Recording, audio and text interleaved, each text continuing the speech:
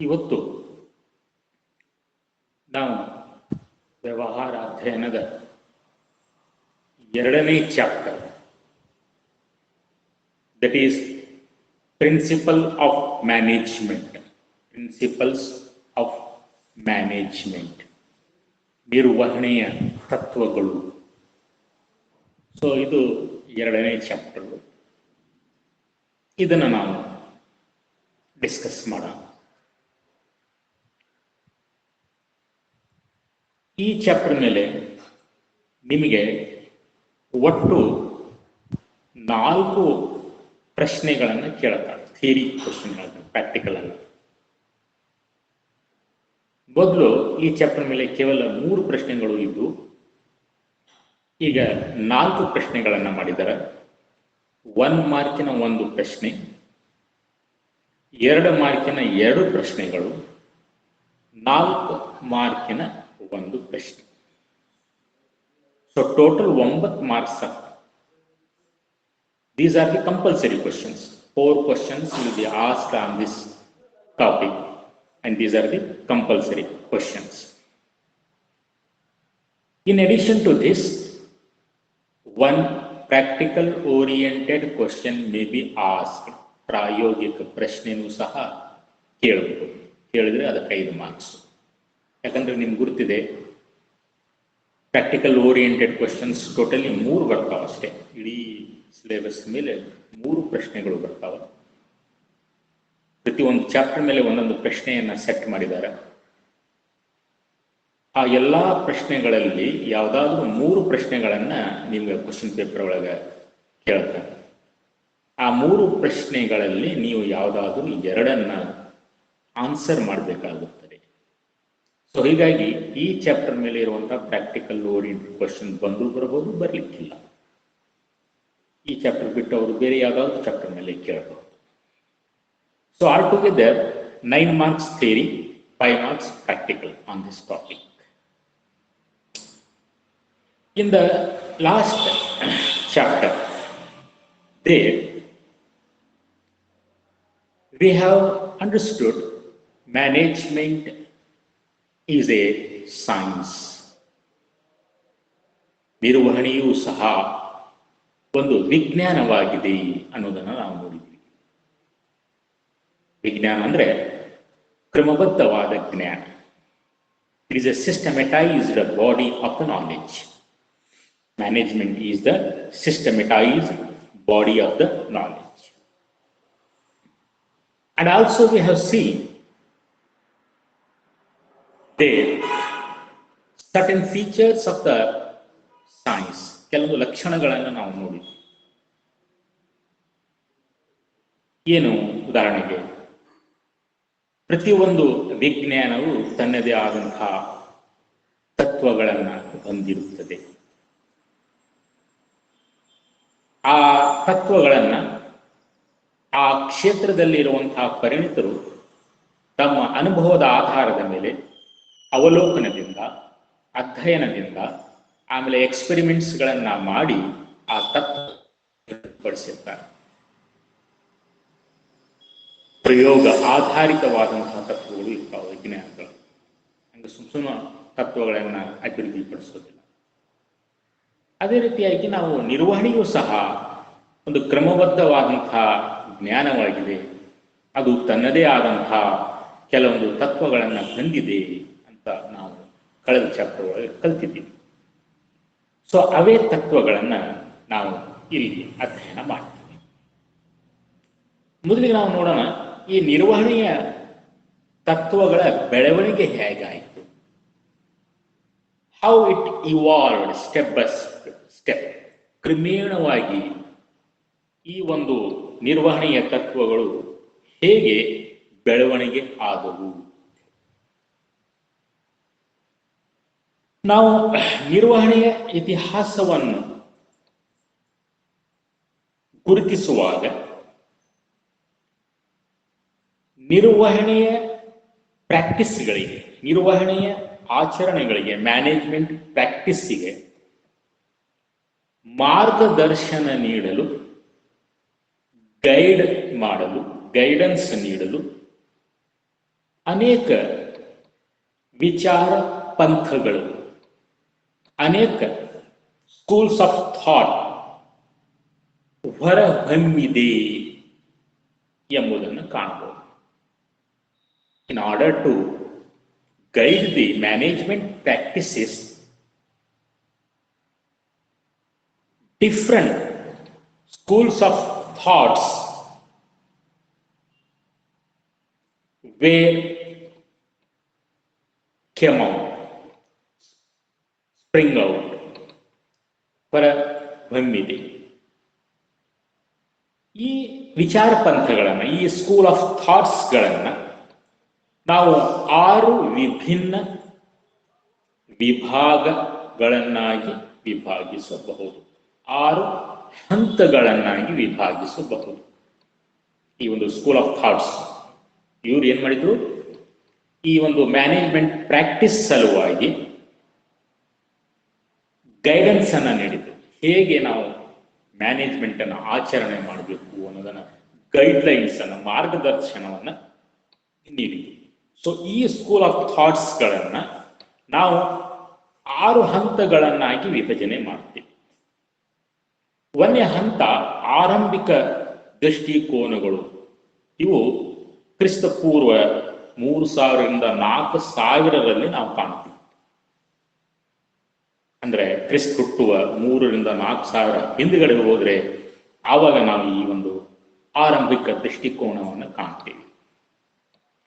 ನಂತರ ಬಂತು ಸಾಂಪ್ರದಾಯಿಕ ನಿರ್ವಹಣಾ ಸಿದ್ಧಾಂತ. ಸಾಂಪ್ರದಾಯಿಕ ನಿರ್ವಹಣಾ ಸಿದ್ಧಾಂತ. ಸೊ ಇಲ್ಲಿ ವೈಚಾರಿಕ ಆರ್ಥಿಕ ದೃಷ್ಟಿಕೋನ, ವೈಜ್ಞಾನಿಕ ನಿರ್ವಹಣೆ ಮತ್ತು ಆಡಳಿತಾತ್ಮಕ ತತ್ವ ನಿರೂಪಿಸುತ್ತವೆ. ಸೊ ಈ ಒಂದು ಹಂತದಲ್ಲಿ FW ಟೇಲರ್ ಮತ್ತು ಹೆನ್ರಿ ಫೋಯೆಲ್ ಅವರ ಕೊಡುಗೆ ಹೆಚ್ಚಾಗಿದೆ.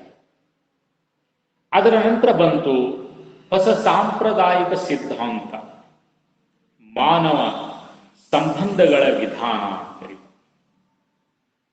ತದನಂತರ ಬಂತು ವರ್ತನಾಶಾಸ್ತ್ರದ ವಿಧಾನ. ವರ್ತನಾಶಾಸ್ತ್ರದ ವಿಧಾನ. ಆಮೇಲೆ ಬಂತು ನಿರ್ವಹಣಾ ವಿಜ್ಞಾನ, ಪರಿಚಲನಾತ್ಮಕ ಸಂಶೋಧನೆ. ಈಗಿರೋದು ಆಧುನಿಕ ನಿರ್ವಹಣೆ. ಸೊ ಇವು ಹಂತಗಳು. ಇವೆಲ್ಲ ನೀವು ಪರೀಕ್ಷೆಗಳ ಪ್ರಶ್ನೆಯನ್ನು ಕೇಳೋದಿಲ್ಲ, ಹಾಗೆ ನಿಮಗೊಂದು ನಾಲೆಜ್ ಇರಲಿ ಅಂತ ಹೇಳಿ. ಸೊ ಏನು ಸ್ಕೂಲ್ಸ್ ಆಫ್ ಥಾಟ್ಗಳು ಅದಲ್ಲ, ಏನು ಇವು ಪಂಥಗಳು ಅದಲ್ಲ, ವಿಚಾರ ಪಂಥಗಳು, ಇವುಗಳನ್ನು ನಾವು 6 ಹಂತಗಳನ್ನಾಗಿ ವಿಭಜನೆ ಮಾಡ್ತೀವಿ. ಈ ಒಂದು ಚಾಪ್ಟರ್ ಒಳಗೆ ಪ್ರಿನ್ಸಿಪಲ್ಸ್ ಆಫ್ ಮ್ಯಾನೇಜ್ಮೆಂಟ್, ಈ ಚಾಪ್ಟರ್ ಒಳಗೆ ನಮ್ಮ ಸಿಲೆಬಸ್ ಪ್ರಕಾರ ಹಲವಾರು ಹಂತಗಳಲ್ಲಿ ಬೇರೆ ಬೇರೆ ತಜ್ಞರು ಬಂದರು. ಬೇರೆ ಬೇರೆ ವ್ಯಕ್ತಿಗಳ ಕೊಡುಗೆ ನಾವು ಕಾಣ್ತೀವಿ. ಆರಂಭಿಕ ಹಂತ, ಆಮೇಲೆ 2ನೇ ಹಂತ ಕ್ಲಾಸಿಕಲ್ ಮ್ಯಾನೇಜ್ಮೆಂಟ್ ಥಿಯರಿ ಅಥವಾ ಸಾಂಪ್ರದಾಯಿಕ ನಿರ್ವಹಣಾ ಸಿದ್ಧಾಂತದ ಹಂತ. ಸೊ ಈ ಹಂತದಲ್ಲಿ ಇಬ್ಬರು ಪ್ರಮುಖ ತಜ್ಞರು, ಒಬ್ಬ FW ಟೇಲರ್ ಮತ್ತೊಬ್ಬ ಹೆನ್ರಿ ಫೇಯೋಲ್ ಅಂತ ಹೇಳಿ. FW Taylor, he is the mechanical engineer from America. ಅಮೆರಿಕಾದಲ್ಲಿ ಆತ ಮೆಕ್ಯಾನಿಕಲ್ ಇಂಜಿನಿಯರ್ ಆಗಿದ್ದ. ಆಮೇಲೆ ಹೆನ್ರಿ ಫೇಯಲ್ ಫ್ರಾನ್ಸ್ ಒಳಗೆ ಆತ ಮೈನಿಂಗ್ ಇಂಜಿನಿಯರ್ ಆಗಿದ್ದ. ಇವರಿಬ್ರು ಸಾಂಪ್ರದಾಯಿಕ ನಿರ್ವಹಣಾ ಸಿದ್ಧಾಂತದೊಂದಿಗೆ ಒಟ್ಟಾಗಿ ಕಾರ್ಯನಿರ್ವಹಿಸಿದವರು. ಆ ಕಾಲದಲ್ಲಿ ಇವರಿಬ್ರು ಇದ್ರು. ಈ FW ಟೇಲರ್ ಮತ್ತು ಹೆನ್ರಿ ಫೇಯಲ್ ಇವರಿಬ್ರು ಸೇರ್ಕೊಂಡು ಈ ನಮ್ಮ ನಿರ್ವಹಣೆಯನ್ನ ಒಂದು ಅಧ್ಯಯನದ ವಿಷಯವನ್ನಾಗಿ ಮಾಡಲಿಕ್ಕೆ ಪ್ರಯತ್ನವನ್ನು ಮಾಡಿದ್ರು. ಅದಕ್ಕೂ ಮೊದಲು ಮ್ಯಾನೇಜ್ಮೆಂಟ್ ಅನ್ನುವಂತಹ ವಿಷಯ ಇತ್ತಿಲ್ಲ. ಸೊ ದೇ ಆರ್ ದಿ ಕಾಣಿಕರು, ಇವರು ಕಾಣಿಕರು. ಇವರಿಂದಾಗಿ ಈ ಮ್ಯಾನೇಜ್ಮೆಂಟ್ ಏನಾಯಿತು, ಒಂದು ಅಧ್ಯಯನದ ವಿಷಯವನ್ನಾಗಿ ಹೊರಹೊಮ್ಮಿತು. ಇವರು ಹಲವಾರು ತತ್ವಗಳನ್ನು ನೀಡಿದ್ದಾರೆ. ಈ FW ಟೇಲರ್ ವೈಜ್ಞಾನಿಕ ನಿರ್ವಹಣೆ ಅಂತೇಳಿ ಹಲವಾರು ತತ್ವಗಳನ್ನು, ವೈಜ್ಞಾನಿಕ ನಿರ್ವಹಣೆ ಅನ್ನುವಂಥ ಪರಿಕಲ್ಪನೆಯನ್ನು ಹುಟ್ಟುಹಾಕಿದ, ನೀಡಿದ. ಆಮೇಲೆ ಹೆನ್ರಿ ಫೇಯರ್ ಇವರು ಆಡಳಿತಾತ್ಮಕ ತತ್ವಗಳು ಅಂಥೇಳಿ ಜಗತ್ತಿಗೆ ನೀಡಿದರು. ಸೊ ಈ ಎರಡು ತಜ್ಞರ ನಿರ್ವಹಣಾ ತತ್ವಗಳನ್ನು ನಾವು ಈ ಚಾಪ್ಟರ್ ಒಳಗೆ ಕಲಿತೀವಿ. So this is the just introduction about the principles of management. ಆದರೆ ನಾವು ಅವರ ಕೊಡುಗೆಗಳನ್ನು ಅಥವಾ ಅವರ ತತ್ವಗಳನ್ನು ಡೀಟೇಲ್ ಆಗಿ ಸ್ಟಡಿ ಮಾಡುವ ಮೊದಲು ನಿರ್ವಹಣೆಯ ತತ್ವಗಳು ಎಂದರೇನು ಅಂಥೇಳಿ ನಾವು ತಿಳ್ಕೋಬೇಕು. What is the meaning of principles of management? ನಿರ್ವಹಣೆಯ ತತ್ವಗಳು ಎಂದರೇನು? ಉದಾಹರಣೆ ಕೊಡ್ತೀನಿ. ಅರ್ಥಶಾಸ್ತ್ರದೊಳಗೆ ಒಂದು ತತ್ವ ಇದೆ, principle of economics, principle of law of demand ಅಂತ ಹೇಳ್ತೀವಿ ಅರ್ಥಶಾಸ್ತ್ರ. Law of demand. If price of a product increase, demand for that product decrease. ಯಾವುದೇ ಒಂದು ವಸ್ತುವಿನ ಬೆಲೆ ಹೆಚ್ಚಾದರೆ ಅದರ ಬೇಡಿಕೆಯು ತಗ್ಗುತ್ತದೆ, ಕಡಿಮೆ ಆಗುತ್ತದೆ. ಅದೇ ತರ ಯಾವುದಾದ್ರೂ ಒಂದು ವಸ್ತುವಿನ ಬೆಲೆಯು ಕಡಿಮೆ ಆದರೆ ಅದರ ಬೇಡಿಕೆಯು ಹೆಚ್ಚಾಗುತ್ತದೆ. It is a law of demand in the economics. ಇದು ಒಂದು ತತ್ವ, ಇದು ನಿಜಾನು ಹೌದು. ನಾವು ಮಾರುಕಟ್ಟೆಗೆ ಖರೀದಿ ಮಾಡಲಿಕ್ಕೆ ಹೋಗ್ತೀವಿ, ಮನೆಯೊಳಗೆ ಒಂದು 5 kg ಟಮಾಟಿ ತರ್ರಿ ಅಂತ ಹೇಳಿರ್ತಾರೆ. 10 ರೂಪಾಯಿ 20 ರೂಪಾಯಿಗಿದ್ರೆ ನಾವು 5 kg ತರ್ತೀವಿ. ಒಮ್ಮಕ್ಕಲೆ ಟಮಾಟಿ ಬೆಲೆ 50 ರೂಪಾಯಿ ಆಗಿತ್ತು ಅಂದ್ರೆ 1 kg ಕಡಿಮೆ ಮಾಡ್ಕೊಂಡು 4 kg ತರ್ತೀವಿ. ಹೌದಾ? ಸೊ ಇದು ನಿಜ sir, it is A general truth. Okay, ಅದೇ ತರ ಕೆಮಿಸ್ಟ್ರಿ ಒಳಗೆ ಅಥವಾ ಫಿಸಿಕ್ಸ್ ಒಳಗೆ ಗ್ರಾವಿಟೇಷನ್ ರೂಲ್ ಅನ್ನೋದು ಕೊಟ್ಟಿದ್ದಾರೆ. ಗ್ರಾವಿಟೇಷನ್ ರೂಲ್ ಏನ್ ಹೇಳ್ತಾ ಇದೆ, ಗ್ರಾವಿಟೇಷನ್ ಲಾ ಏನ್ ಹೇಳ್ತಾ ಇದೆ, ಯಾವುದೇ ಒಂದು ವಸ್ತುವನ್ನ ನಾವು ಮೇಲಕ್ಕೆ ಎಸೆದರೆ ಅದು ಮತ್ತು ವಾಪಸ್ಸು ಭೂಮಿಯ ಕಡೆಗೆ ಬರುತ್ತದೆ. So these are the rules are laws are principles of the certain subjects. In the same way, our management also has got some principles. ನಮ್ಮ ನಿರ್ವಹಣೆಯೂ ಸಹ ಕೆಲವೊಂದು ತತ್ವಗಳನ್ನು ಹೊಂದಿದೆ. ಈ ತತ್ವಗಳನ್ನು ಅಭಿವೃದ್ಧಿಪಡಿಸಿದವರು ಯಾರು? ನಿರ್ವಹಣಾ ಅಧಿಕಾರಿಗಳು, ಮ್ಯಾನೇಜರ್ಸ್, ತಜ್ಞರು, experts in the field of management. ಇವರು ಅಧ್ಯಯನದ ಮೂಲಕ, ತಮ್ಮ ಅವಲೋಕನದ ಮೂಲಕ, ಆಮೇಲೆ ತಮ್ಮ ಒಂದು ಅನುಭವದ ಆಧಾರದ ಮೇಲೆ ಅವುಗಳನ್ನು ಕಾರ್ಯಸ್ಥಳದಲ್ಲಿ ಪ್ರಯೋಗ ಮಾಡುವುದರ ಮೂಲಕ ಹಲವಾರು ತತ್ವಗಳನ್ನು ಅಭಿವೃದ್ಧಿಪಡಿಸಿದ್ದಾರೆ. ಸೊ ಹಾಗಾದರೆ ಆ ತತ್ವಗಳು ಎಂದರೆ ಏನು ಅಂತೇಳಿ ನಾವು ಈಗ ಕಲಿಬೇಕಾಗಿದೆ. ಸೊ ಅದಕ್ಕೆ ಮೊದಲು ನಾನು ನಿಮ್ಮ ಸ್ಕ್ರೀನ್ ಮೇಲೆ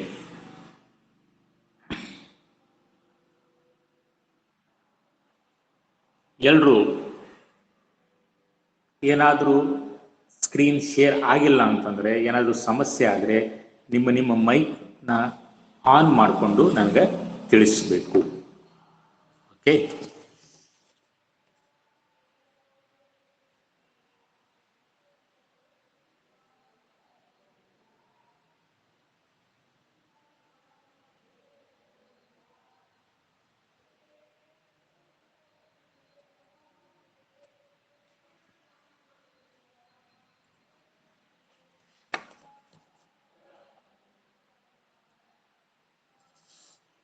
ನಿರ್ವಹಣೆಯ ತತ್ವಗಳು, ಪರಿಕಲ್ಪನೆ, ಪ್ರಿನ್ಸಿಪಲ್ಸ್ ಆಫ್ ಮ್ಯಾನೇಜ್ಮೆಂಟ್.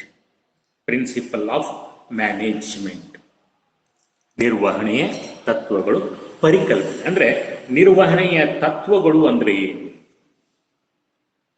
ಸೊ ನಿರ್ವಹಣೆಯ ತತ್ವವು ನಿರ್ಣಯಿಸುವಿಕೆ ಮತ್ತು ವರ್ತನೆಗಳಿಗೆ ವಿಶಾಲ ಮತ್ತು ಸಾಮಾನ್ಯ ಮಾರ್ಗಸೂಚಿಯಾಗಿದೆ. ಎ ಮ್ಯಾನೇಜರಿಯಲ್ ಪ್ರಿನ್ಸಿಪಲ್ ಅಥವಾ principle of management is a broad and general guideline for decision making and behavior. ವ್ಯಾವಹಾರಿಕ ಸಂಸ್ಥೆಗಳಲ್ಲಿ ನಿರ್ವಹಣಾಧಿಕಾರಿಗಳು, ವ್ಯವಸ್ಥಾಪಕರು, ಮ್ಯಾನೇಜರ್ಸ್ಗಳು ಹಲವಾರು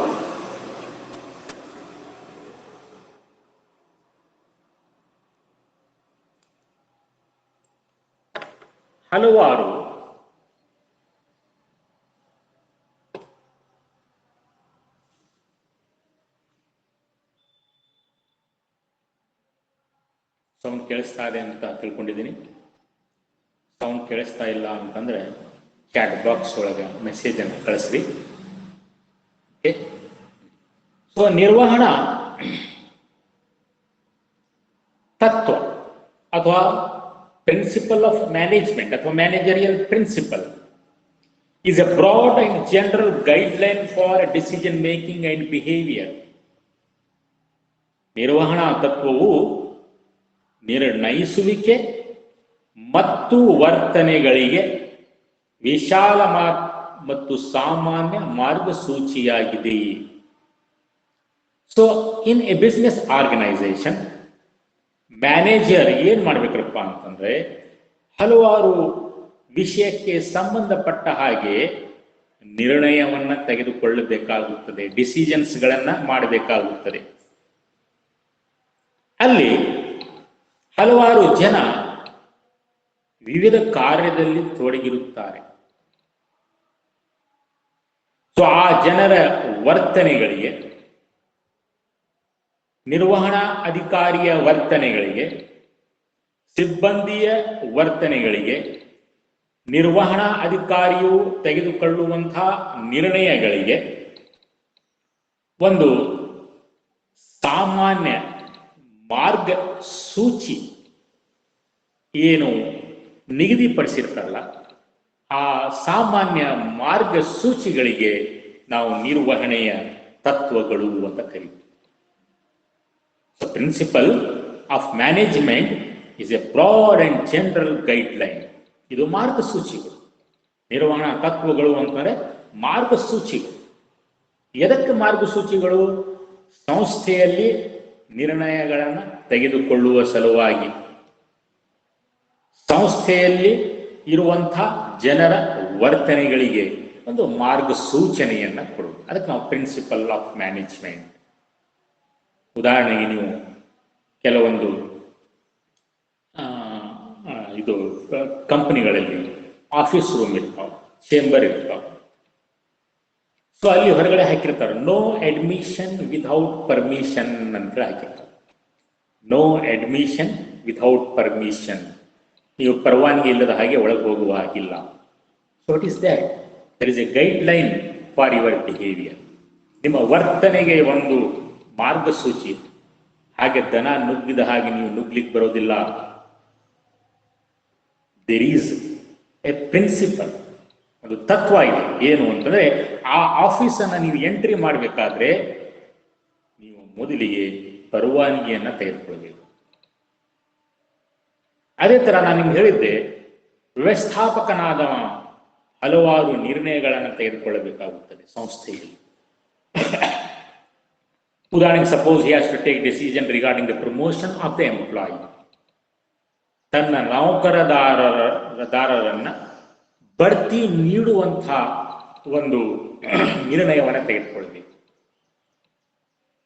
ಸೊ ಆವಾಗ ಅವನಿಗೆ ಈ ಪ್ರಿನ್ಸಿಪಲ್ಸ್ ಆಫ್ ಮ್ಯಾನೇಜ್ಮೆಂಟ್, ನಿರ್ವಹಣಾ ತತ್ವಗಳು ಅವನಿಗೆ ಮಾರ್ಗಸೂಚಿಯನ್ನ ನೀಡುತ್ತದೆ. ಒಂದೊಂದು ಸಂಸ್ಥೆಯಲ್ಲಿ ಒಂದೊಂದು ಮಾರ್ಗಸೂಚಿಯನ್ನ ಮಾಡಿರ್ತಾರೆ ಫಾರ್ ಪ್ರಮೋಷನ್. ಅದಕ್ಕೆ ನಾವು ಕೇಳ್ತೀವಿ ಗೈಡ್ಲೈನ್ಸ್ ಫಾರ್ ಪ್ರಮೋಷನ್ ಅಂತ. Guidelines for promotion. ಉದಾಹರಣೆಗೆ ನಮ್ಮ ಇಲಾಖೆಯಲ್ಲಿ ಗೈಡ್ಲೈನ್ಸ್ ಫಾರ್ ಪ್ರಮೋಷನ್ ಅಂದ್ರೆ ಯಾವ್ದ್ರಪ್ಪ, ಏನ್ ಹೇಳ್ತಾ ಇದ್ರಪ್ಪ ಅಂತಂದ್ರೆ, ನಾವು ಇಲ್ಲಿ ಸೀನಿಯಾರಿಟಿ ಆಧಾರದ ಮೇಲೆ ಪ್ರಮೋಷನ್ ಮಾಡ್ತೀವಿ. ಯಾರಿಗೆ ಸರ್ವಿಸ್ ಹೆಚ್ಚಾಗಿದೆ ಅವರಿಗೆ ನಾವು ಉಪನ್ಯಾಸಕರಿಂದ ಪ್ರಾಚಾರ್ಯರನ್ನಾಗಿ ಮಾಡ್ತೀವಿ. ಮತ್ತು ಪ್ರಾಚಾರ್ಯರ ವೃಂದದಲ್ಲಿ ಯಾರಿಗೆ ಇದು ಸರ್ವಿಸ್ ಜಾಸ್ತಿ ಆಗಿದೆ, ಸೇವಾಧಿ ಜಾಸ್ತಿ ಆಗಿದೆ, ಹೆಚ್ಚಾಗಿದೆ, ಅವರನ್ನ ನಾವು DDPUಗಳನ್ನಾಗಿ ಮಾಡ್ತೀವಿ. It means their seniority, principle of seniority is considered. ಅಲ್ಲಿ ಒಂದು ಜ್ಯೇಷ್ಠತೆಯ ತತ್ವವನ್ನು ಪಾಲನೆ ಮಾಡ್ತಾ ಇದ್ದಾರೆ.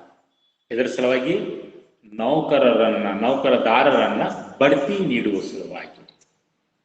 ಇನ್ನೊಂದು ಬೇರೆ ಇಲಾಖೆಯಲ್ಲಿ ಜ್ಯೇಷ್ಠತೆ ಬದಲಾಗಿ ಪ್ರತಿಭೆಯ ಆಧಾರದ ಮೇಲೆ ಬಡ್ತಿಯನ್ನ ನೀಡುವುದು. ಸಾಮಾನ್ಯವಾಗಿ ಖಾಸಗಿ ಕಂಪನಿಯಲ್ಲಿ ಅಲ್ಲಿ ಸೀನಿಯಾರಿಟಿಯನ್ನು ಪರಿಗಣಿಸುವುದಿಲ್ಲ.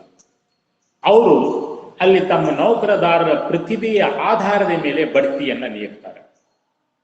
ಯಾರು ಹೆಚ್ಚು ಬುದ್ಧಿವಂತರು, ಯಾರು ಹೆಚ್ಚು ಹಾರ್ಡ್ ವರ್ಕರ್, ಯಾರ ಪರ್ಫಾರ್ಮೆನ್ಸ್ ಚೆನ್ನಾಗಿದೆ, ಈವನ್ ಅವ್ರು ಜೂನಿಯರ್ ಆದರೂ ಸಹ ಅವರಿಗೆ ಬಡ್ತಿಯನ್ನ ನೀಡ್ತಾರೆ. So it means they are following the principle of merit.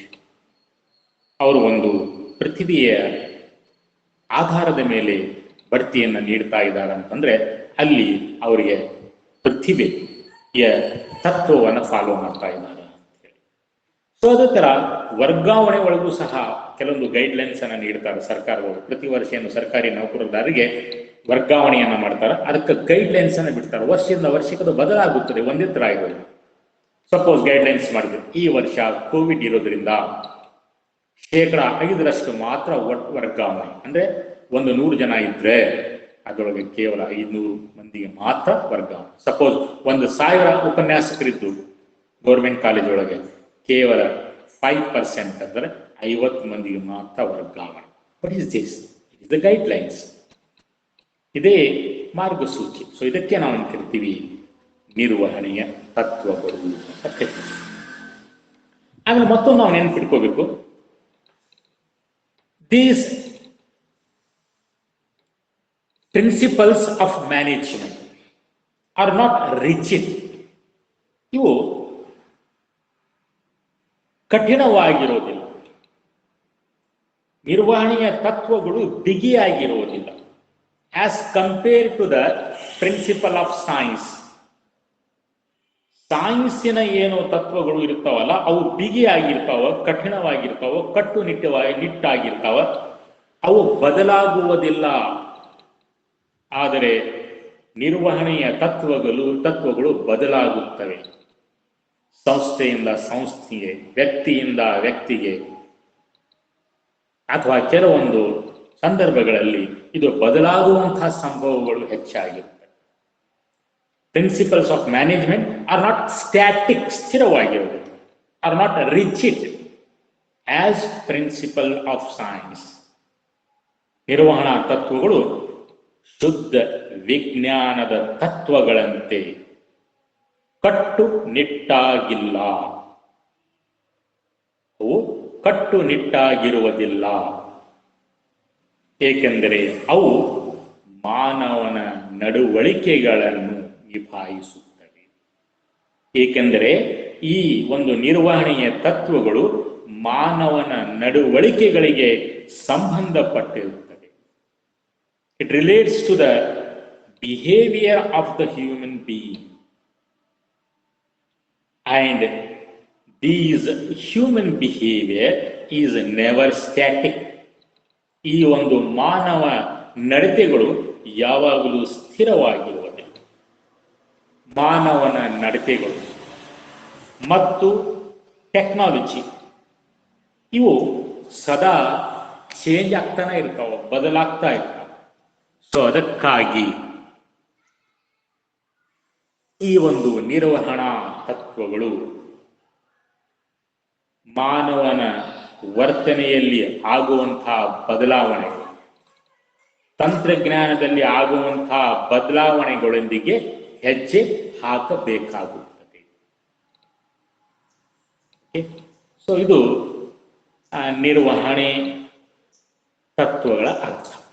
So in brief, you remember once again I am telling, ನಿರ್ವಹಣೆಯ ತತ್ವಗಳು ಎಂದರೇನು?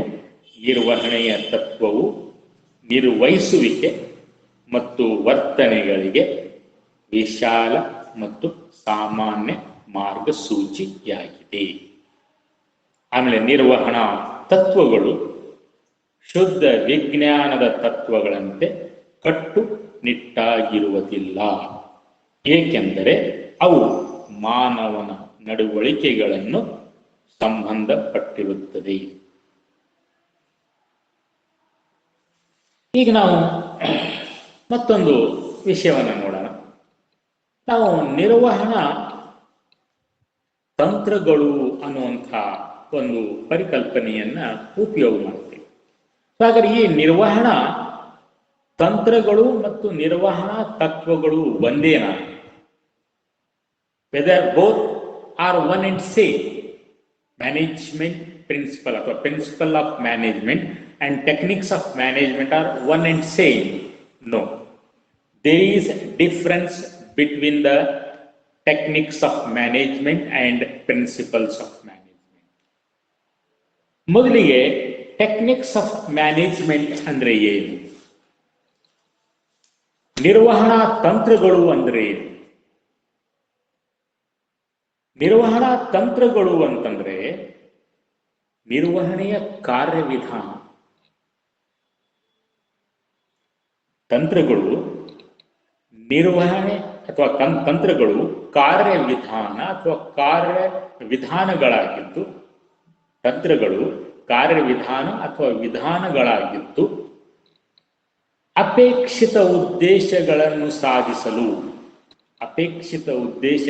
ಸಾಧಿಸಲು ಕೈಗೊಳ್ಳಬೇಕಾದ ಸರಣಿ ಕ್ರಮಗಳನ್ನು ಒಳಗೊಂಡಿದೆ. So these are the techniques of management R the procedures. ಇದು ಒಂದು ಪ್ರೊಸೀಜರ್ ಅಥವಾ ಇದು ಒಂದು ಮೆಥಡ್ಸ್. ಇದರೊಳಗೆ ಕೈಗೊಳ್ಳಬೇಕಾದಂತಹ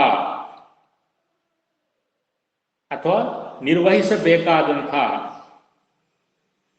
ಹಲವಾರು ಕ್ರಮಗಳ ಸರಣಿಯನ್ನ ಇದು ಒಳಗೊಂಡಿರುತ್ತದೆ.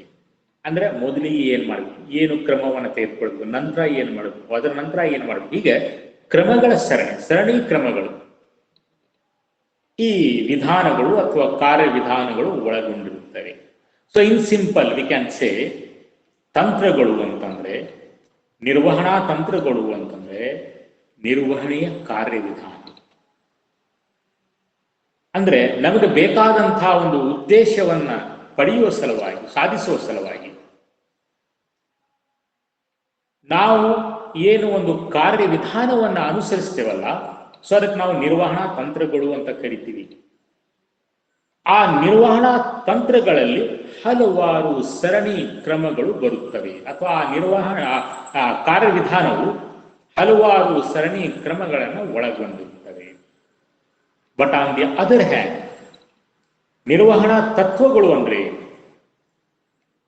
ನಿರ್ವಹಣಾ ತತ್ವಗಳು ಏನು ನೀವು ಕಾರ್ಯವಿಧಾನಗಳನ್ನು ನಿಗದಿಪಡಿಸಿರಲಿಲ್ಲ, ನಿಮ್ಮ ಅಪೇಕ್ಷಿತ ಉದ್ದೇಶಗಳನ್ನು ಸಾಧಿಸುವ ಸಲುವಾಗಿ ನೀವು ಏನು ಕಾರ್ಯವಿಧಾನಗಳನ್ನ ನಿರ್ಧಾರ ಮಾಡಿದಲ್ಲ, ಈ ಪ್ರೊಸೀಜರ್ ಅನ್ನ ಫಾಲೋ ಮಾಡಬೇಕು, ಈ ಮೆಥಡ್ ಅನ್ನ ಫಾಲೋ ಮಾಡಬೇಕು ಅಂತ ನೀವೇನು ಡಿಸೈಡ್ ಮಾಡ್ತಿರಲ್ವ, ಆ ತಂತ್ರಗಳನ್ನ, ಆ ಟೆಕ್ನಿಕ್ಸ್ಗಳನ್ನ ಅನುಷ್ಠಾನಗೊಳಿಸುವಾಗ ನೀವು ತೆಗೆದುಕೊಳ್ಳುವ ನಿರ್ಣಯಗಳಿಗೆ ಮಾರ್ಗದರ್ಶಿ ಸೂತ್ರಗಳಾಗಿವೆ.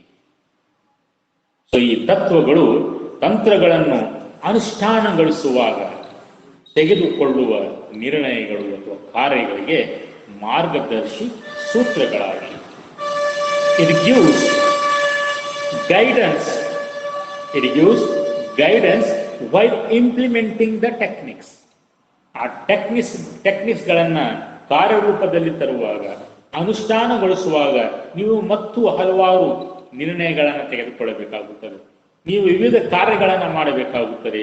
ಆ ನಿರ್ಣಯಗಳನ್ನು ತೆಗೆದುಕೊಳ್ಳುವಾಗ, ಕಾರ್ಯಗಳನ್ನು ಮಾಡುವಾಗ ಈ ಒಂದು ತತ್ವಗಳು ನಿಮಗೆ ಮಾರ್ಗದರ್ಶನವನ್ನು ನೀಡುತ್ತವೆ. ಮತ್ತೊಂದು ಅಂಶವನ್ನು ನಾವು ನೆನಪಿಟ್ಕೋಬೇಕು. ಈ ತತ್ವಗಳು ಮೌಲ್ಯಗಳಿಂದ ಭಿನ್ನವಾಗಿದೆ. ಮೌಲ್ಯಗಳು ಅಂತ ನೀವು ಕೇಳ್ತೀರಿ, ವ್ಯಾಲ್ಯೂಸ್ ಅಂತ ಕರಿತೀವಿ. Values, it is different from values. ಮೌಲ್ಯಗಳಿಂದ ಇದು ಭಿನ್ನವಾಗಿದೆ. ಹಾಗಾದರೆ ಮೌಲ್ಯಗಳು ಅಂದ್ರೆ ಏನು? ಮೌಲ್ಯಗಳು ಅಂದ್ರೆ ಸ್ವೀಕರಿಸಬಹುದಾದ ಯಾವುದೇ ಸಂಗತಿಗಳಾಗಿವೆ. It is something which is acceptable. Values are something which are acceptable. ಈ ಮೌಲ್ಯಗಳು ನೈತಿಕ ಅರ್ಥವನ್ನು ಹೊಂದಿರುತ್ತವೆ. Values have moral connotations. ನೈತಿಕ ಅರ್ಥಗಳನ್ನು ಹೊಂದಿರುತ್ತದೆ. ಮೌಲ್ಯಗಳು ಸಾಮಾನ್ಯ ಆಚರಣೆಯ ಮೂಲಕ ಸಮಾಜದಲ್ಲಿ ವ್ಯಕ್ತಿಗಳ ನಡವಳಿಕೆಗೆ ರೂಪಿಸಲ್ಪಟ್ಟ ಸಾಮಾನ್ಯ ನಿಯಮಗಳಾಗಿವೆ. ಇದನ್ನು ಎಲ್ಲರೂ ಸಾಮಾನ್ಯವಾಗಿ ಒಪ್ಕೊಂಡಿರ್ತಾರೆ. Values are the general rules, ಸಾಮಾನ್ಯ ನಿಯಮಗಳು ಫಾರ್ ಬಿಹೇವಿಯರ್, ನಮ್ಮ ವರ್ತನೆಗಳಿಗಾಗಿ ಸಾಮಾನ್ಯ ನಿಯಮಗಳು. ಜನರ ವ್ಯಕ್ತಿಗಳ ವರ್ತನೆಗಾಗಿ ಮಾಡಿರುವಂತಹ ಕೆಲವೊಂದು ಸಾಮಾನ್ಯ ನಿಯಮಗಳಿಗೆ ನಾವು ಮೌಲ್ಯಗಳು ಅಂತ ಕರಿತೀವಿ. ಆಮೇಲೆ ಅದು ಎಲ್ಲರೂ ಆಚರಣೆ ಮಾಡ್ತಾರೆ. ಉದಾಹರಣೆಗೆ, ನಾವು ಮನೆಯಿಂದಾಚೆಗೆ ಹೋಗುವಾಗ ಬಟ್ಟೆಯನ್ನು ಧರಿಸುತ್ತೇವೆ. ಬಟ್ಟೆ ಹಾಕೊಂಡು ಹೋಗಲೇಬೇಕು. ಮೌಲ್ಯಗಳು. ನಮ್ಗೆ ಯಾರು ಏನ್ ಕೇಳ್ತಾರೆ, ಯಾಕೆ ಏನ್ ಕೇಳ್ತಾರೆ ಅನ್ನೋ ಹಾಗೆ ಹೋಗ್ಲಿಕ್ಕೆ ಬರೋದಿಲ್ಲ. ನಾವು ನಮ್ಮ ಬಾಡಿಯನ್ನು ಕವರ್ ಮಾಡುವಂತಹ ಏನಾದರೂ ಬಟ್ಟೆಗಳನ್ನ ಹಾಕೊಂಡೇ ಹೊರಗಡೆ ಹೋಗಬೇಕು. ಸೊ ಇದು ಮೌಲ್ಯಗಳು. ನಿರ್ವಹಣಾ ತತ್ವಗಳು ಆದರೆ ನಿರ್ವಹಣಾ ತತ್ವಗಳು ತಾಂತ್ರಿಕ ಸ್ವರೂಪದಲ್ಲಿದ್ದು ಕಾರ್ಯಸ್ಥಳದಲ್ಲಿನ ಸಂಶೋಧನೆಯ ನಂತರವೇ ರೂಪಿಸಲ್ಪಟ್ಟಿವೆ. Values are form through common practice. ಮೌಲ್ಯಗಳನ್ನು ರಚನೆ ಮಾಡಿದ್ದು ಸಾಮಾನ್ಯ ಆಚರಣೆಯಿಂದ. ಮೌಲ್ಯಗಳನ್ನ ರೂಪಿಸಿದ್ದು ಸಾಮಾನ್ಯ ಆಚರಣೆಯಿಂದ. ನಾವು ಸಮಾಜದಲ್ಲಿ ಏನು ಸಾಮಾನ್ಯವಾಗಿ ಆಚರಣೆಯನ್ನು ಮಾಡ್ತಿಲ್ಲ, ಅದರ ಮೂಲಕ ಮೌಲ್ಯಗಳನ್ನು ನಾವು ನಿಗದಿಪಡಿಸಿದ್ದೀವಿ. ಆದರೆ ನಿರ್ವಹಣಾ ತತ್ವಗಳು ಹಾಗಲ್ಲ. ನಿರ್ವಹಣಾ ತತ್ವಗಳು formed after research in the work situation. ಕಾರ್ಯಸ್ಥಳದಲ್ಲಿ ಸಂಶೋಧನೆಗಳನ್ನು ಮಾಡಿದ ನಂತರ ನಿರ್ವಹಣಾ ತತ್ವಗಳನ್ನು ರಚನೆ ಮಾಡಲಾಗಿದೆ. ಮೊದಲಿಗೆ ಅದನ್ನ ಕಾರ್ಯಸ್ಥಳದಲ್ಲಿ ಸಂಶೋಧನೆ ಮಾಡ್ತೀವಿ, ಅದರ ಮೇಲೆ ವರ್ಕ್ ಅನ್ನ ಮಾಡ್ತೀವಿ, ಎಕ್ಸ್ಪೆರಿಮೆಂಟ್ ಅನ್ನ ಮಾಡ್ತೀವಿ, ನಂತರ ತತ್ವಗಳನ್ನ ರೂಪಿಸ್ತೀವಿ. ಸೊ ಹೀಗಾಗಿ ನಿರ್ವಹಣಾ ತತ್ವಗಳು ತಾಂತ್ರಿಕ ಸ್ವರೂಪದಲ್ಲಿದ್ದು ಕಾರ್ಯಸ್ಥಳದಲ್ಲಿ ಸಂಶೋಧನೆಯ ನಂತರವೇ ರೂಪಿಸಲ್ಪಟ್ಟಿವೆ ಅಂತ ಹೇಳ್ತಾರೆ. ಆಮೇಲೆ ನೀವು ಹಿಂದಿನ ಚಾಪ್ಟರ್ ಒಳಗೆ ಫಂಕ್ಷನ್ಸ್ ಆಫ್ ಮ್ಯಾನೇಜ್ಮೆಂಟ್ ಅಂತ ಕಲ್ತೀರಿ. ಕಾರ್ಯಗಳು, ನಿರ್ವಹಣೆಯ ಕಾರ್ಯಗಳು: ಯೋಜಿಸುವಿಕೆ, ಸಂಘಟಿಸುವಿಕೆ, ಸಿಬ್ಬಂದಿ ನಿರ್ವಹಣೆ, ನಿರ್ದೇಶಿಸುವಿಕೆ, ನಿಯಂತ್ರಿಸುವಿಕೆ, ಇವು ಎಲ್ಲ ಕಾರ್ಯಗಳು. ನಿರ್ವಹಣೆಯನ್ನ ಆಚರಣೆಗೆ ತರಬೇಕಾದರೆ ಈ ಕಾರ್ಯಗಳನ್ನು ಮಾಡಲೇಬೇಕು. ಯೋಜಿಸುವ ಕಾರ್ಯ, ಸಂಘಟಿಸುವ ಕಾರ್ಯ, ಸಿಬ್ಬಂದಿ ನಿರ್ವಹಣೆಯ ಕಾರ್ಯ, ನಿರ್ದೇಶಿಸುವ ಕಾರ್ಯ, ನಿಯಂತ್ರಿಸುವ ಕಾರ್ಯ, ಈಗೆಲ್ಲ ಕಾರ್ಯಗಳನ್ನು ಮಾಡಲೇಬೇಕು. Principle of management help manager to take decisions while performing these actions. ಈ ಕೆಲಸಗಳನ್ನ ಮಾಡುವಾಗ, ಈ ಕಾರ್ಯಗಳನ್ನ ಮಾಡುವಾಗ ಅಥವಾ ನಿರ್ವಹಣೆಯನ್ನ ಆಚರಣೆ ಮಾಡುವಾಗ ನಿರ್ವಹಣಾ ತತ್ವಗಳು ವ್ಯವಸ್ಥಾಪನೆಗೆ, ಡಿಸಿಷನ್ ತೆಗೆದುಕೊಳ್ಳುವಿಕೆಯಲ್ಲಿ, ನಿರ್ಣಯಗಳನ್ನು ತೆಗೆದುಕೊಳ್ಳುವ ಪ್ರಕ್ರಿಯೆಯಲ್ಲಿ ಸಹಾಯ ಮಾಡುತ್ತದೆ. Principles of management help the manager to take decisions while performing these actions. ಈ ನಿರ್ವಹಣಾ ಕಾರ್ಯಗಳು ಏನದವಲ್ಲ, ಆ ನಿರ್ವಹಣಾ ಕಾರ್ಯಗಳನ್ನು ನಿರ್ವಹಿಸುವಾಗ ಆತ ಹಲವಾರು ನಿರ್ಣಯಗಳನ್ನು ತೆಗೆದುಕೊಳ್ಳಬೇಕಾಗುತ್ತದೆ. ಆ ನಿರ್ಣಯಗಳನ್ನು ತೆಗೆದುಕೊಳ್ಳುವಾಗ ನಿರ್ವಹಣಾ ತತ್ವಗಳು ಆತನಿಗೆ ಸಹಾಯವನ್ನು ಮಾಡುತ್ತವೆ. It is something about the ನಿರ್ವಹಣೆಯ ತತ್ವಗಳು. ಇದರ ಮೇಲೆ ನಿಮಗೆ 1 ಅಥವಾ 2 ಮಾರ್ಕ್ಸ್ನ ಪ್ರಶ್ನೆ ಕೇಳಬಹುದು. ನಾವು ಈಗ ನೆಕ್ಸ್ಟ್ ನೋಡೋಣ ನಿರ್ವಹಣಾ ತತ್ವಗಳ ಸ್ವರೂಪ. Nature of principles of management. There are altogether 7 principles of management. ನಿಮಗೆ ಇದರ ಮೇಲೆ 4 ಮಾರ್ಕಿನ ಪ್ರಶ್ನೆ ಕೇಳಬಹುದು ಫೈನಲ್ ಎಕ್ಸಾಮ್ ಒಳಗೆ. ಮಿಡ್ ಎಕ್ಸಾಮ್ ಫಾರ್ ಟೆಸ್ಟ್ ಆಯಿತು ಅಂತಂದ್ರೆ ಅಲ್ಲಿ ನಿಮಗೆ ಇದರ ಮೇಲೆ 8 ಮಾರ್ಕ್ಸಿನ ಪ್ರಶ್ನೆ ಕೇಳಿದ್ರು ಕೇಳಬಹುದು. 8 ಮಾರ್ಕ್ಸಿನ ಪ್ರಶ್ನೆ ಕೇಳಿದಾಗ ನೀವು 7 ಪಾಯಿಂಟ್ಸ್ಗಳನ್ನು ಬರೀಬೇಕಾಗ್ತೈತಿ. ಸೊ ಒಂದಕ್ಕೊಂದು ಮಾರ್ಕ್ಸು, ಇನ್ನೊಂದು ಮಾರ್ಕ್ಸು ಮತ್ತೊಂದು ಕ್ವಶನ್ ಅನ್ನು ಸ್ಪ್ಲಿಟ್ ಮಾಡಿ ನಿರ್ವಹಣೆಯ ತತ್ವ ಅರ್ಥ ಬರೆಯಿರಿ ಅಂತ ಕೇಳಬಹುದು. ನಿರ್ವಹಣೆಯ ತತ್ವ ಎಂದರೆ ಅದರ ಸ್ವರೂಪವನ್ನು ವಿವರಿಸಿ ಅಂತೇಳಿ 8 ಮಾರ್ಕ್ಸಿನ ಪ್ರಶ್ನೆಗಳನ್ನು ಕೇಳಬಹುದು. ಇನ್ನು ಮೊದಲನೇ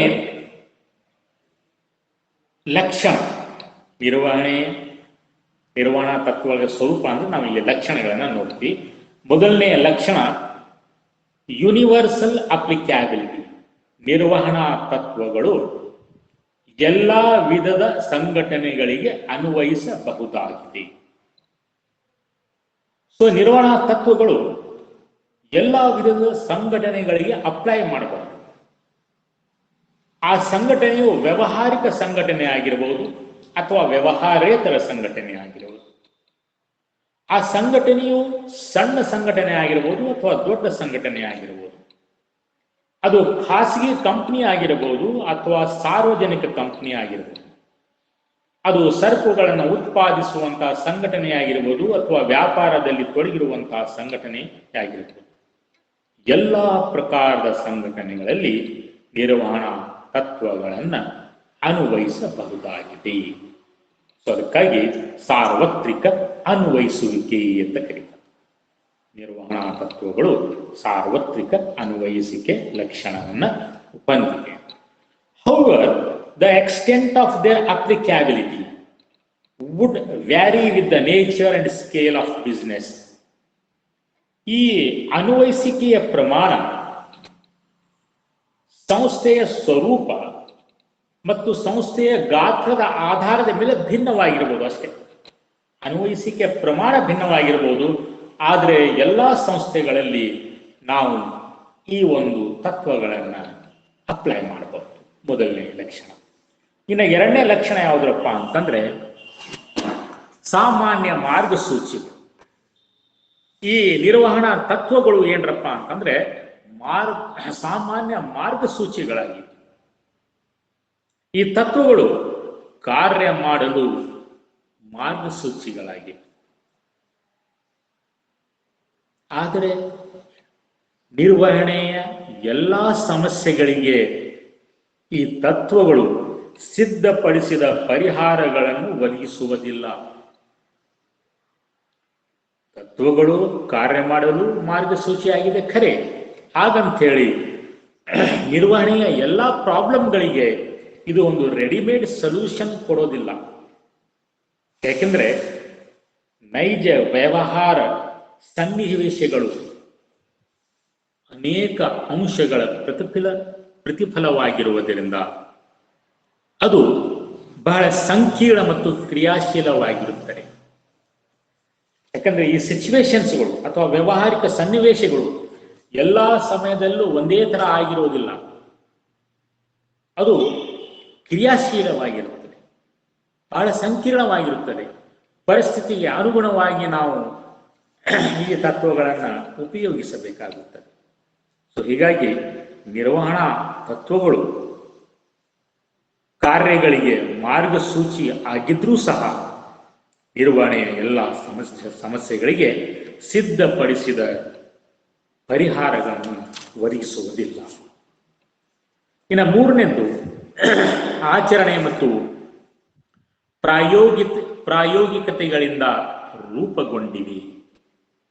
ಈ ಒಂದು ನಿರ್ವಹಣಾ ತತ್ವಗಳನ್ನು ವ್ಯವಸ್ಥಾಪಕರ ಅನುಭವ ಮತ್ತು ಎಲ್ಲ ವ್ಯವಸ್ಥಾಪಕರ ಸಾಮೂಹಿಕ ತಿಳುವಳಿಕೆಯಿಂದ ಹಾಗೂ ಪ್ರಯೋಗಗಳಿಂದ ರೂಪುಗೊಂಡಿದೆ.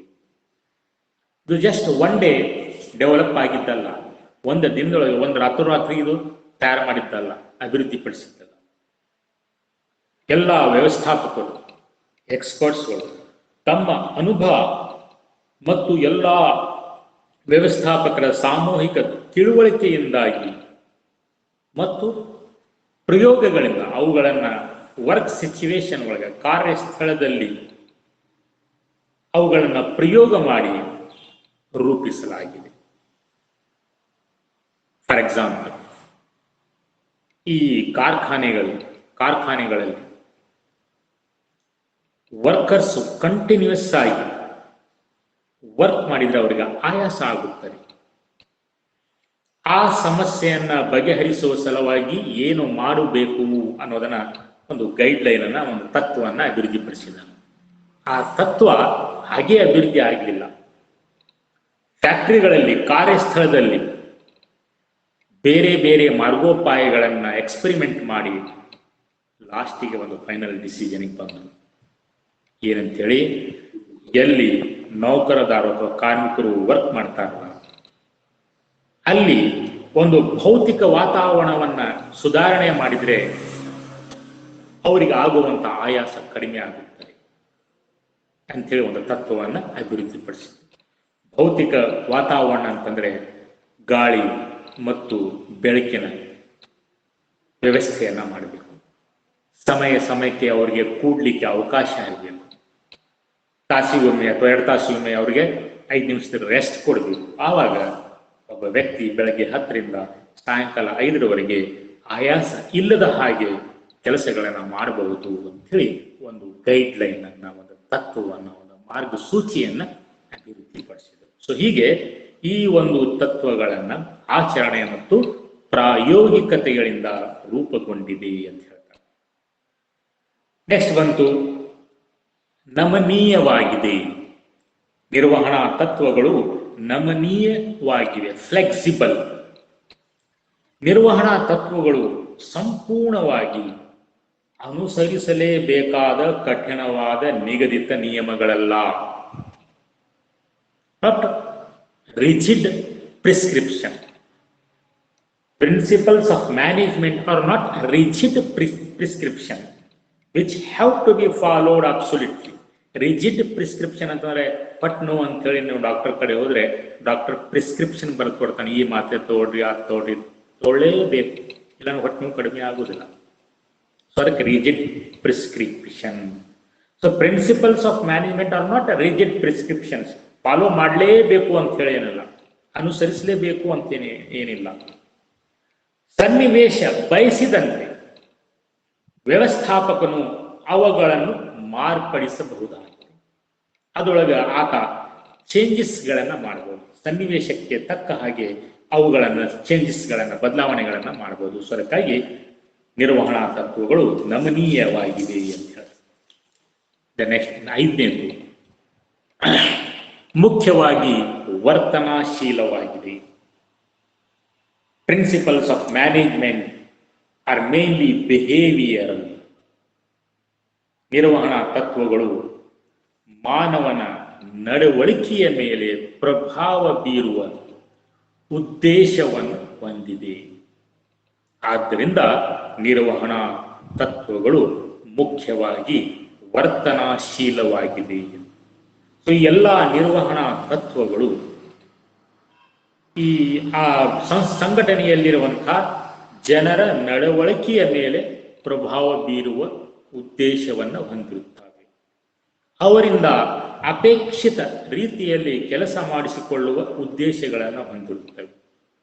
ಸೊ ಹೀಗಾಗಿ ಈ ನಿರ್ವಹಣಾ ತತ್ವಗಳು ಮುಖ್ಯವಾಗಿ ವರ್ತನಾಶೀಲವಾಗಿದೆ ಎಂದು ಹೇಳಲಾಗುತ್ತದೆ. 6ನೇದು ಕಾರಣ ಮತ್ತು ಪರಿಣಾಮ ಸಂಬಂಧಗಳು, ಕಾಸ್ ಅಂಡ್ ಇಫೆಕ್ಟ್ ರಿಲೇಶನ್ಶಿಪ್. ಈ ನಿರ್ವಹಣಾ ತತ್ವಗಳು ಕಾರಣ ಮತ್ತು ಪರಿಣಾಮಗಳ ಸಂಬಂಧಗಳನ್ನು ಸ್ಥಾಪಿಸಿ ಅವುಗಳನ್ನು ಹಲವಾರು ಪ್ರಕರಣಗಳಲ್ಲಿರುವ ಸಮಾನ ಸನ್ನಿವೇಶಗಳಲ್ಲಿ ಬಳಸಬಹುದಾದ ಉದ್ದೇಶವನ್ನು ಹೊಂದಿದೆ.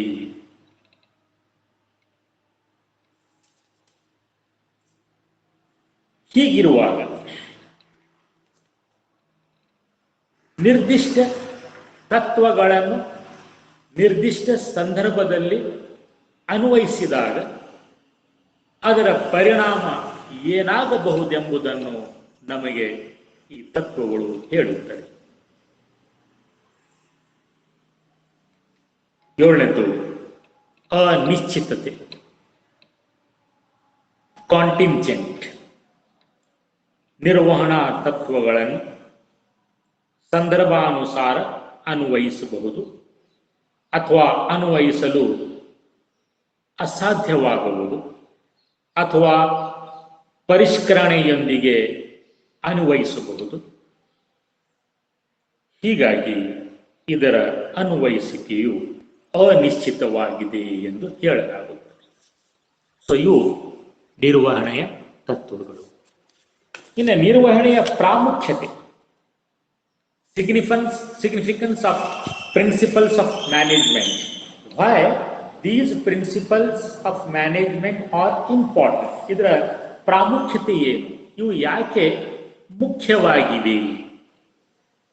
ಸೊ ಒಂದೇ ಪಾಯಿಂಟು, ವ್ಯವಸ್ಥಾಪಕರಿಗೆ ವಾಸ್ತವಿಕತೆಯ ಉಪಯುಕ್ತವಾದ ಒಳನೋಟಗಳನ್ನು ಒದಗಿಸುತ್ತದೆ.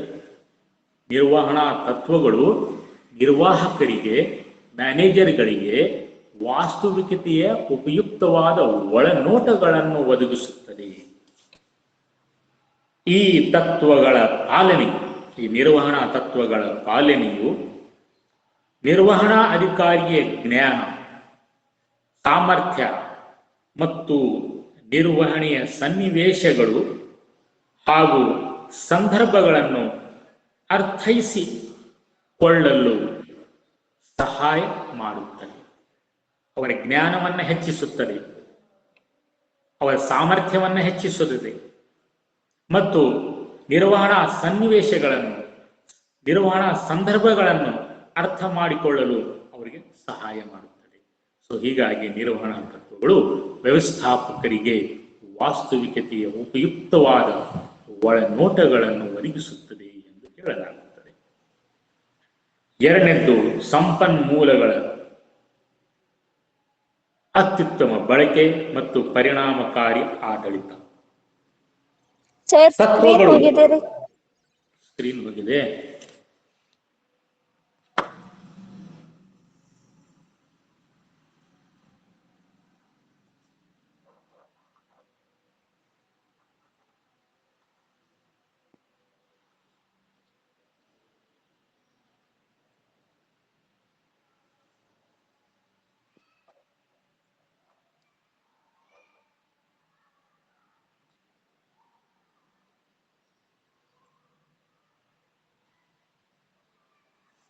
ಈಗ ಕಾಣ್ತಾ ಇದೆ, ಬರ್ತಾ ಇದೆ. ಓಕೆ. ಸೊ ನಿರ್ವಹಣಾ ತತ್ವಗಳ ಪ್ರಾಮುಖ್ಯತೆ, importance of principles of management. ಇದರ ಮೇಲೆ ನಿಮಗೆ 4 ಮಾರ್ಕ್ಸಿನ ಪ್ರಶ್ನೆ ಕೇಳಬಹುದು. ಸೊ ಕೆಲವು ಈ ಕೆಳಗಿನ ಪಾಯಿಂಟ್ಸ್ಗಳು ನಿರ್ವಹಣಾ ತತ್ವಗಳ ಪ್ರಾಮುಖ್ಯತೆಯನ್ನು ಸೂಚಿಸುತ್ತದೆ. ಮೊದಲನೇದು, ಈ ನಿರ್ವಹಣಾ ತತ್ವಗಳು ವ್ಯವಸ್ಥಾಪಕರಿಗೆ ವಾಸ್ತವಿಕತೆಯ ಒಳನೋಟಗಳನ್ನು ಒದಗಿಸುತ್ತವೆ. ವಾಸ್ತವಿಕತೆ ಏನು, ಅಲ್ಲಿ ಏನಾಗ್ತಾ ಇದೆ ಅನ್ನೋದನ್ನು ತಿಳ್ಕೊಳ್ಳಿಕ್ಕೆ ಇವರಿಗೆ ಸಹಾಯ ಮಾಡುತ್ತದೆ. ಇವರ ಜ್ಞಾನವನ್ನು ಹೆಚ್ಚಿಸುತ್ತದೆ, ನಿರ್ವಹಣಾ ಅಧಿಕಾರಿಗಳ ಜ್ಞಾನವನ್ನು ಹೆಚ್ಚಿಸುತ್ತದೆ, ನಿರ್ವಹಣೆ ಮಾಡುವ ಸಾಮರ್ಥ್ಯವನ್ನು ಹೆಚ್ಚಿಸುತ್ತದೆ, ನಿರ್ವಹಣೆಯ ಸನ್ನಿವೇಶಗಳನ್ನು ತಿಳ್ಕೊಳ್ಳಿಕ್ಕೆ ಇವರಿಗೆ ಸಹಾಯ ಮಾಡುತ್ತದೆ. ಸೊ ಹೀಗಾಗಿ ನಿರ್ವಹಣಾ ತತ್ವಗಳು ಮುಖ್ಯವಾಗಿವೆ. ಎರಡನೇದ್ದು, ಸಂಪನ್ಮೂಲಗಳ ಅತ್ಯುತ್ತಮ ಬಳಕೆ ಮತ್ತು ಪರಿಣಾಮಕಾರಿ ಆಡಳಿತ. ಈ ನಿರ್ವಹಣಾ ತತ್ವಗಳು ವ್ಯವಸ್ಥಾಪಕರನ್ನು ಅವರ ತೀರ್ಮಾನಗಳು ಮತ್ತು ಕಾರ್ಯಗಳ ಕಾರಣ ಮತ್ತು ಪರಿಣಾಮ ಸಂಬಂಧಗಳನ್ನು ಊಹಿಸಲು ಸಜ್ಜುಗೊಳಿಸುತ್ತದೆ. ಅಂದ್ರೆ ಏನು ಮಾಡಿದ್ರೆ ಏನಾಗಬಹುದು, ಹೀಗೆ ಮಾಡಿದ್ರೆ ಹೀಗಾಗುತ್ತದೆ, ಹೇಗೆ ಮಾಡಿದ್ರೆ ಹಾಗಾಗುತ್ತದೆ ಅಂತೇಳಿ ಮೊದಲಿಗೆ ಈ ತತ್ವಗಳು ನಿರ್ವಹಣಾಧಿಕಾರಿಗಳಿಗೆ ತಿಳಿಸುತ್ತದೆ. ಸೊ ಇದರಿಂದ ಪ್ರಯತ್ನಿಸುವ, ದೋಷ ಸರಿಪಡಿಸುವ ವಿಧಾನದಲ್ಲಿ ಕೂಡಿರುವ ಅನುಪಯುಕ್ತತೆಗಳನ್ನು ನಿವಾರಿಸಬಹುದು.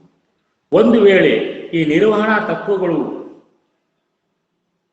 ಇರ್ತಿದ್ದಿಲ್ರಿ, ಅವಾಗ ಪ್ರತಿಯೊಬ್ಬ ನಿರ್ವಹಣಾಧಿಕಾರಿಯು trial and error basis method ಅನ್ನು ಫಾಲೋ ಮಾಡಬಹುದು. ಹಿಂಗ್ ಮಾಡಿ ನೋಡೋಣ ಏನಾಗ್ತಿತ್ತು, ಹಂಗ್ ಮಾಡಿ ನೋಡೋಣ ಏನಾಗ್ತಿತ್ತು. ಅದು ಕೆಲವೊಮ್ಮೆ ಸಕ್ಸಸ್ ಆಗ್ತಿತ್ತು, ಕೆಲವೊಮ್ಮೆ ಸಕ್ಸಸ್ ಆಗ್ತಿದ್ದಿಲ್ಲ. ಸಕ್ಸಸ್ ಆದರೆ ಒಳ್ಳೇದು, ಸಕ್ಸಸ್ ಆಗಿಲ್ಲ ಅಂತಂದ್ರೆ ಮಾಡಿದ್ದೆಲ್ಲ ವ್ಯರ್ಥ, ಟೈಮ್ ವೇಸ್ಟ್, ಮನಿ ವೇಸ್ಟ್, ಶ್ರಮ ವೇಸ್ಟ್. ಈಗ ಅದರ ಅವಶ್ಯಕತೆ ಇಲ್ಲ. ಈ ನಿರ್ವಹಣಾ ತತ್ವಗಳು ಈ ರೀಸನ್ ಆದ್ರೆ ಇದರ ಪರಿಣಾಮ ಇದೆ, ಹೀಗೆ ಮಾಡಿದ್ರೆ ಅದರ ಫಲಿತಾಂಶ ಇದು ಬರುತ್ತದೆ, ಅಥವಾ ಈ ಒಂದು ಸಮಸ್ಯೆಗೆ ಇದು ಕಾರಣ ಅಂತೇಳಿ ಇದು ಮೊದಲಿಗೆ ಸೂಚಿಸುತ್ತದೆ. ಇದರಿಂದ ಅವರು ಆ ಸಂಸ್ಥೆಯ ಸಂಪನ್ಮೂಲಗಳನ್ನು ಅತ್ಯುತ್ತಮವಾಗಿ ಬಳಕೆ ಮಾಡಲು ಮತ್ತು ಅಡ್ಮಿನಿಸ್ಟ್ರೇಷನ್ ಅನ್ನ ಅಥವಾ ಆಡಳಿತವನ್ನು ಪರಿಣಾಮಕಾರಿಯಾಗಿ ಮಾಡಲು ಸಾಧ್ಯವಾಗುತ್ತದೆ. ದೆನ್ ವೈಜ್ಞಾನಿಕ ತೀರ್ಮಾನಗಳು, scientific decision, principle of management help in thoughtful decision making. ಆಲೋಚನಾತ್ಮಕ ತೀರ್ಮಾನಗಳನ್ನು ತೆಗೆದುಕೊಳ್ಳಲು ಸಹಾಯ ಮಾಡುತ್ತದೆ. ಅವು ಕುರುಡು ನಂಬಿಕೆಗಳಿಗಿಂತ ತರ್ಕಕ್ಕೆ ಹೆಚ್ಚು ಮಹತ್ವ ನೀಡುತ್ತದೆ. ತತ್ವಗಳ ಆಧಾರದ ಮೇಲೆ ತೆಗೆದುಕೊಳ್ಳಲಾದ ನಿರ್ವಹಣೆಯ ತೀರ್ಮಾನಗಳು ಪೂರ್ವಾಗ್ರಹ ಮತ್ತು ಪಕ್ಷಪಾತಗಳಿಂದ ಮುಕ್ತವಾಗಿರುತ್ತವೆ. ಒಂದು ವೇಳೆ ನಿರ್ವಹಣಾ ತತ್ವಗಳು ಇರ್ತಿದ್ದಿಲ್ರಿ, ಆವಾಗ ನಿರ್ವಹಣಾ ಅಧಿಕಾರಿಯು ಕುರುಡು ನಂಬಿಕೆಗಳಿಂದ ತೀರ್ಮಾನಗಳನ್ನು ತೆಗೆದುಕೊಳ್ಳಬಹುದು. ಹಿಂಗಿರ್ಬೋದು, ಹಂಗಿರ್ಬೋದು, ಹಿಂಗಾಗುವುದು ಅಂತೇಳಿ ನಿರ್ಣಯಗಳನ್ನ ತೆಗೆದುಕೊಳ್ಳಬಹುದಾಗಿತ್ತು. ಸೊ ಅವು ವಿಫಲ ಆಗುವಂತಹ ಚಾನ್ಸಸ್ಗಳು ಇತ್ತು. ಈಗ ಹಾಗಲ್ಲ. ಈ ನಿರ್ವಹಣಾ ತತ್ವಗಳು ನಿಮ್ಮನ್ನ ಒಂದು ವೈಜ್ಞಾನಿಕ ತೀರ್ಮಾನಗಳನ್ನು ತೆಗೆದುಕೊಳ್ಳಿಕ್ಕೆ ಸಹಾಯ ಮಾಡ್ತದೆ. Everything is readymade for you. ಈ ಸಮಸ್ಯೆಗೆ, ಫ್ಯಾಕ್ಟರಿಯಲ್ಲಿ ಈ ಸಮಸ್ಯೆಗೆ ಇದೇ ಕಾರಣ, ಅಥವಾ ಹೀಗಾದ್ರೆ ಇದನ್ನೇ ಮಾಡಬೇಕು ಅಂತ ಈ ತತ್ವಗಳು ನಿಮ್ಗೆ ಹೇಳ್ಕೊಡುತ್ತದೆ. ಸೊ ಆವಾಗ ನೀವು ವೈಜ್ಞಾನಿಕ ತೀರ್ಮಾನಗಳನ್ನು ತೆಗೆದುಕೊಳ್ಳಬಹುದು. ನಾಲ್ಕನೇದು ಬದಲಾಗುವ ಪರಿಸರ ಅಗತ್ಯತೆಗಳ ಪೂರೈಕೆ. Meeting changing environment requirements. Principles of management are flexible, ನಮನೀಯವಾಗಿವೆ. ನಿರ್ವಹಣಾ ತತ್ವಗಳು ನಮನೀಯವಾಗಿವೆ. And as it help manager to meet changing requirements of the environment. ಇವು ನಮನೀಯವಾಗಿರೋದ್ರಿಂದ, ಫ್ಲೆಕ್ಸಿಬಲ್ ಆಗಿರೋದ್ರಿಂದ ಏನು ವಾತಾವರಣದಲ್ಲಿ ಬದಲಾವಣೆ ಆಗುತ್ತದೆ, ಮಾರಾಟ ಪರಿಸರದಲ್ಲಿ ಏನು ಬದಲಾವಣೆ ಆಗುತ್ತದೆ, ಮಾರುಕಟ್ಟೆಯಲ್ಲಿ ಏನು ಬದಲಾವಣೆಗಳು ಆಗ್ತಾವ, ಅದಕ್ಕೆ ಅನುಗುಣವಾಗಿ ಇವುಗಳನ್ನ ಏನು ಮಾಡ್ಬೋದು, ಬದಲಾಯಿಸಬಹುದು. ಸೊ ಹೀಗೆ ಬದಲಾಗುವ ಪರಿಸರದ ಅಗತ್ಯತೆಗಳ ಪೂರೈಕೆ ಅಂತ.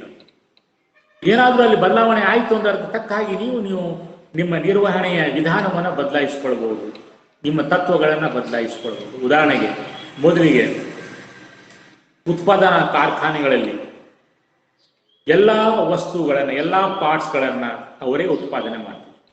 ಉದಾಹರಣೆಗೆ ಕಾರ್ ತಯಾರಿಸುವಂತಹ ಕಾರ್ಖಾನೆಗಳಲ್ಲಿ ಒಂದು ಕಾರು ಉತ್ಪಾದನೆಗೆ ಬೇಕಾಗುವಂತಹ ಎಲ್ಲಾ ಪಾರ್ಟ್ಸ್ಗಳನ್ನು ತಾವೇ ಉತ್ಪಾದನೆ ಮಾಡ್ತಿದ್ರು. ಈಗ ಪರಿಸರದಲ್ಲಿ ಬದಲಾವಣೆ ಆಗಿದೆ. ಬಹಳಷ್ಟು ಸ್ಪೇರ್ ಪಾರ್ಟ್ಸ್ಗಳನ್ನು ಉತ್ಪಾದನೆ ಮಾಡುವಂತಹ ಸಣ್ಣ ಸಣ್ಣ ಕಂಪನಿಗಳು ಹುಟ್ಕೊಂಡಿದ್ದಾವೆ. ಸೊ ಅದಕ್ಕಾಗಿ ದೊಡ್ಡ ಕಂಪನಿಗಳು ಏನ್ ಮಾಡ್ತಾರಪ್ಪ, ಕೇವಲ ಇಂಜಿನ್ ಮಾತ್ರ ತಾವು ತಯಾರು ಮಾಡ್ತಾರೆ, ಮುಖ್ಯ ಭಾಗಗಳನ್ನು ಮಾತ್ರ ತಯಾರು ಮಾಡ್ತಾರೆ, ಬೇರೆ ಬೇರೆ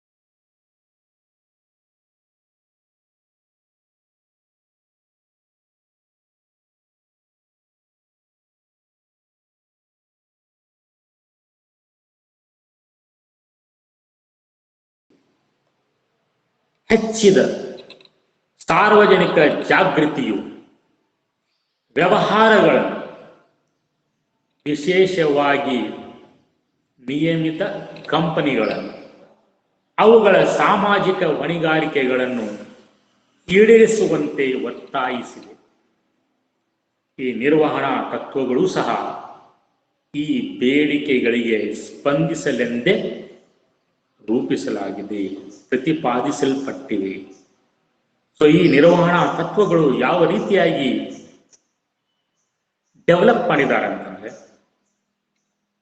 ಈ ಒಂದು ವ್ಯವಹಾರದ ಸಾಮಾಜಿಕ ಹೊಣೆಗಾರಿಕೆ ಇದೆ, ಅದು ಪೂರೈಕೆ ಆಗಬೇಕು. ಆ ರೀತಿಯಲ್ಲಿ ನಿರ್ವಹಣಾ ತತ್ವಗಳನ್ನು ಅಭಿವೃದ್ಧಿಪಡಿಸಲಾಗಿದೆ. ಸೊ ಹೀಗಾಗಿ ಇದು ಪ್ರಾಮುಖ್ಯತೆಯನ್ನ ಪಡೆದುಕೊಂಡಿದೆ.